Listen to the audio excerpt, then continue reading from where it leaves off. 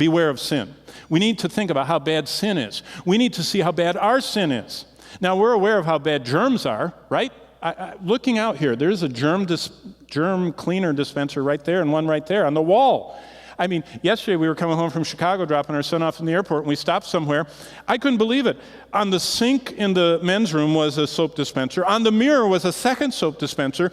And going out the door was a 99.99% of all bacteria and everything else killer was there. So you could, after you washed your hands, twice, I guess, you could even get extra and maybe wipe it around or something. I don't know what it was for. But we're aware of physical germs. I mean, everywhere. We're aware of it. God says, be aware of sin, how bad it is, how toxic it is.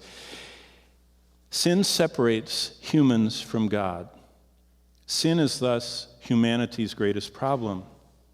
Sin controls our minds. Sin contaminates our souls. And none of us are exempt from sin except for one. All others except Jesus are warped and contaminated. It's just the guy in Colorado Springs is a little more warped than the rest of us. But we're all warped. We're all contaminated. There is none righteous, no, not one.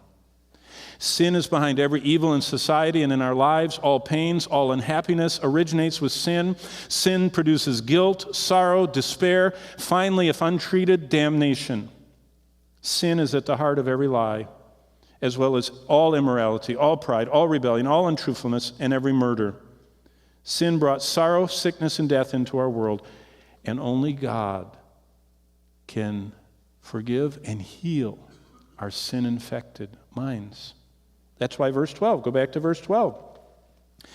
It says, notice this, verse 9 starts, in this manner, believers, followers of Christ are supposed to pray, and verse 12, therefore, is to believers. Do you know what this is talking about? Sins after salvation.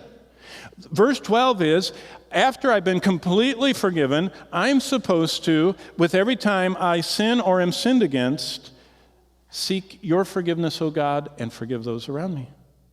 That's what it's saying.